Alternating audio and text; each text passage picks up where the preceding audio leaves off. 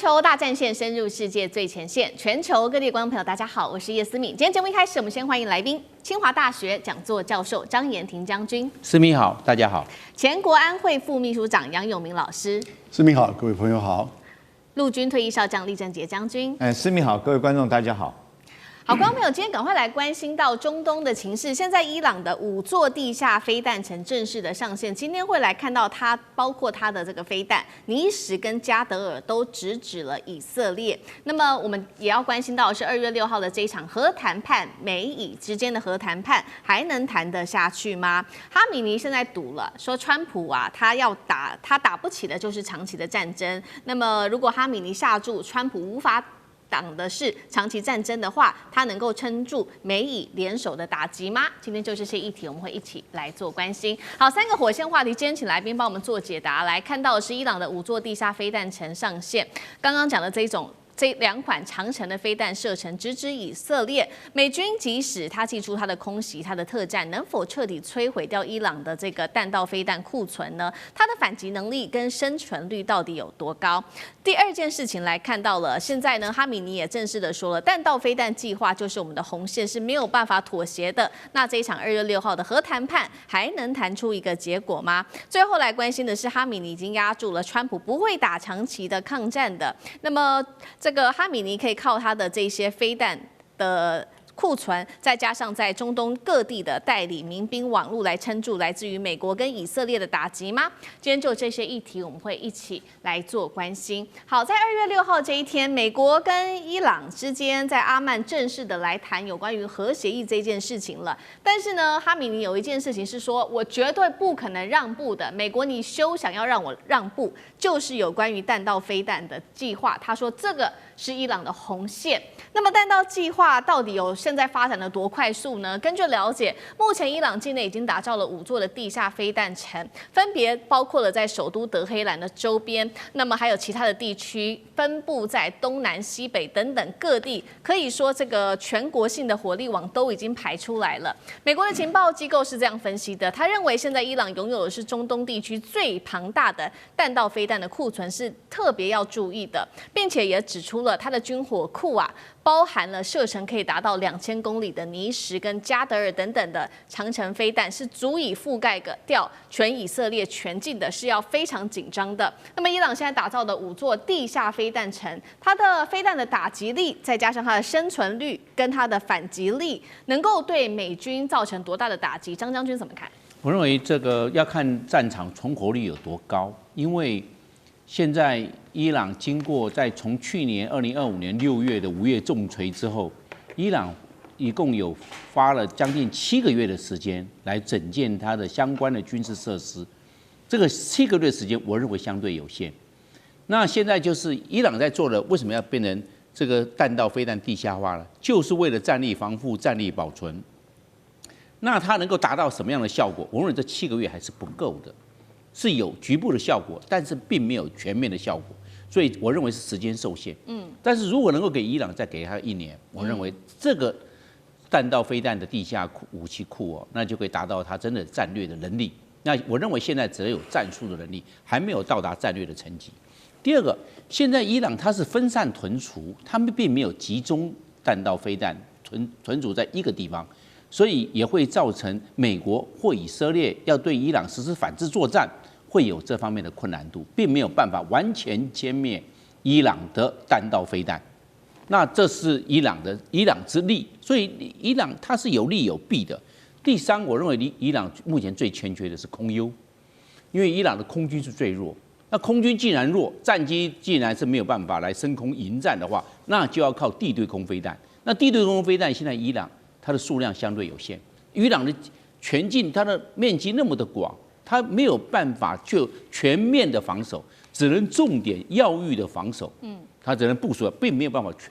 全部部署，只能重点防守。那这样的话，在美国跟以色列、摩萨德还有 CIA 这方面的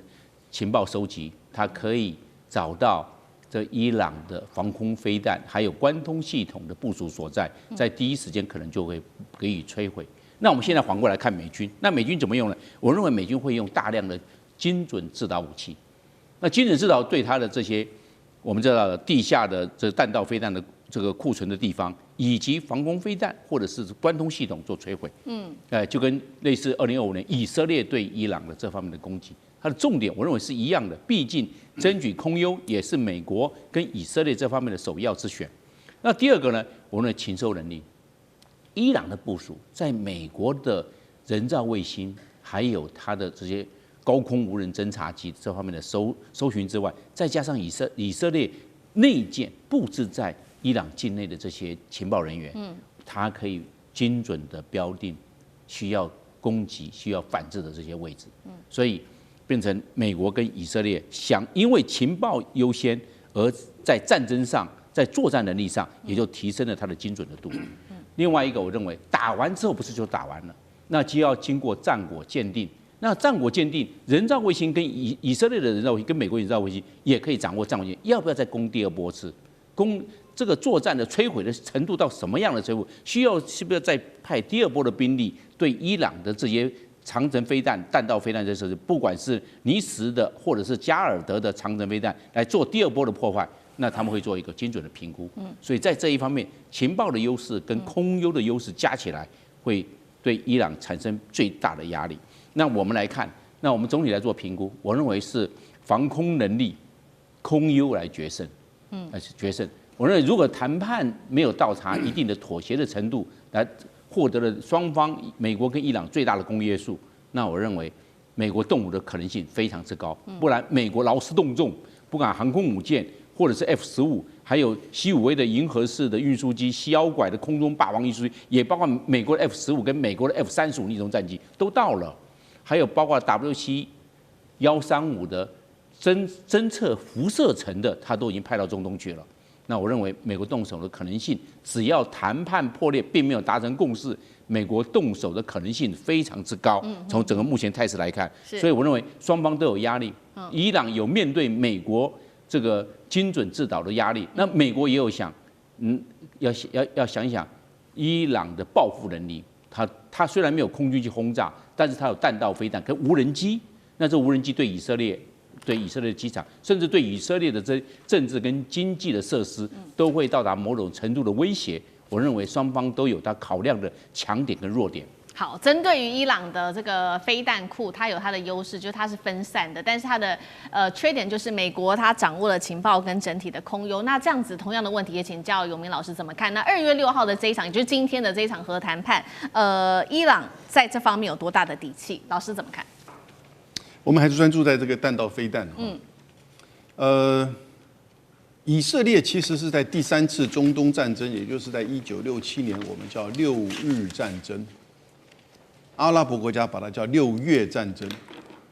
以色列叫6日，因为6个工作天打完了。那阿拉伯这边不是6个月，他是说那一年的6月，之后他大概就被认为开始拥有核子弹头，可是他没有试爆过。我们现在把世界上的核武国家，事实核武国都会把以色列算进去9个国家，大概估计它有80到200枚。2006年，以色列的总理在欧洲自己承认，他说伊朗很快跟我们一样会成为核武国，大家也没什么反应。可是面对以色列拥有核武，其他阿拉伯国家怎么办？弹道飞弹，尤其是中程弹道飞弹，所以伊朗是如此，沙特阿拉伯、沙特也是如此。那伊朗就看到它空军很弱，它没有强空军，但是它有强的弹道飞弹。他从大概60年代、70年代就从苏联那边取得飞毛腿飞弹，自己发展流星1号等等之类的。那然后呢，到了2000年之后呢，他就开始在做往中程，那个时候已经有来到500公里。我们讲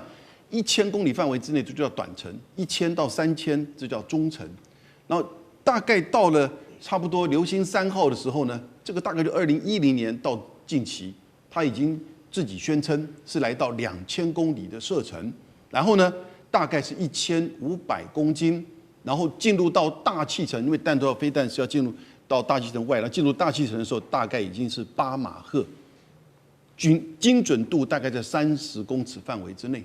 可是我们上一次看以色列跟伊朗之间相互交换弹道飞弹跟无人机的时候呢，还没有看到这个2000公里射程的中程弹道飞弹。可是呢，伊朗是有多数，大概统计起来至少14种不同的弹道飞弹，所以短程的都已经打到特拉维夫这边来了。因此它的弹道飞弹就是一种吓阻，就是一种反制以色列。因为它没有核子武器，那当然也是反制美军的基地。所以我们现在看到，就是当美国现在要跟伊朗谈核武的时候呢，伊朗就说绝对不可以把这个弹道飞弹放进来，而且他还展示他这个弹道飞弹地下层，就是说你打你也把我打不光，你就算打了核子武器，通常发展核子武器一定要中程或者是长程，最好是长程洲际弹道飞弹作为载具，你才具有核吓阻的能力。可是呢，现在他没有我不知道他有核武器，但是他目前中程以上、长程目前当然还没有出来。可是这个2000公里如果确实为真的话，那它将来就可能作为核武器的这个载具，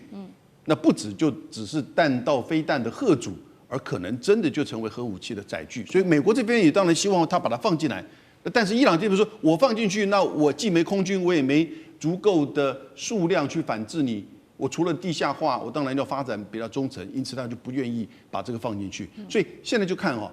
这个双方美伊双方是不是针对这个中程弹道飞弹是要把它放进来？对。但我觉得伊朗方面为了自保，他是不会同意的。好，除了中程弹道飞弹是这个美伊之间接下来要持续沟通的部分，那有关于核武，现在也有一个说法说，看起来表面好像伊朗已经让步了，因为他说呢，这个他要放弃这种高纯度的核原料，甚至说要放到俄罗斯那边去。但是有一个说法，认为说哈米尼根本就是知道说这个主要是在争取时间，只要撑过川普的任期的话，那他之后还是可以恢复这个浓缩铀的活动，再继续造核武的，并且呢，哈米尼也在赌一件事情，说川普不会为了伊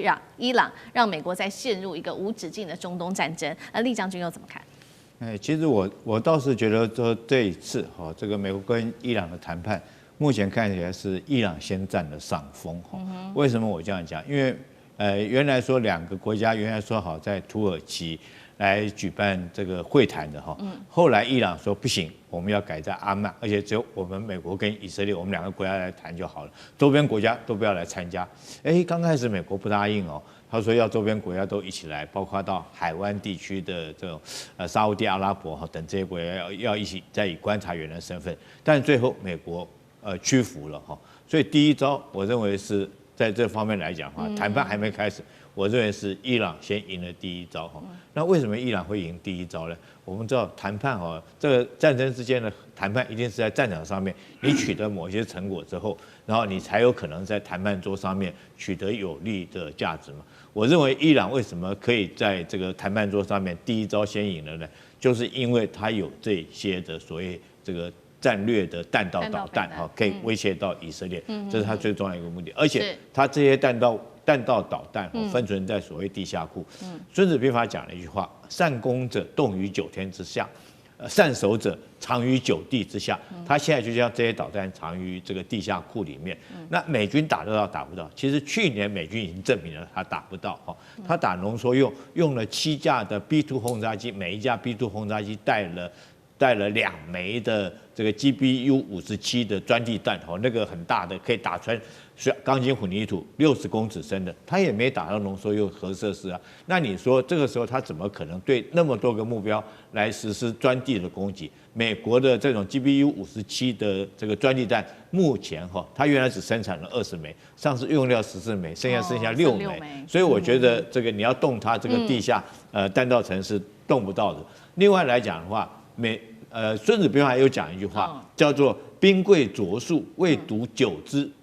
未读巧之久矣”，就是作战讲究兵贵胜，我只要打完胜仗就好了，我就要用最笨的方法，可是我能够在最短的时间取得胜利，这是最重要的。不是像是在变魔术一样变来变去，好像玩花销一样搞很久，你的后勤资源什么就一定付出很庞的代价。我们以美军来举例来讲，去年他打这个12天的这种以伊的战争，他进去1天就出来了就轰炸完以后他就出来，他没有在那边多停留1刻，就打个卡就快闪。那委内瑞拉他是不是也是1天快闪？对。但是他在那边耗很久的战争，我们看到就是阿富汗战争，到最后他花了好几百亿的美金丢在那边，跟打水漂一样，最后还是兵老尸疲哈，最后回来。所以我认为这一次啊，这个哈米尼他不是压住，他根本就是这个吃定你美国哈，不敢在这边打长期的战争，也没有这能力。攻击掉他所有的导弹库，你根本就打不掉。所以我认为在这一局哈，谈判还没开始，我认为伊朗先赢了第一步。好，谢谢厉将军。那我们休息一下，马上回来。地缘政治、内中之争、战略价值、强权崛起、小国生存，现在与未来洞悉事件走向，掌握世界脉动，全球观点尽在环球大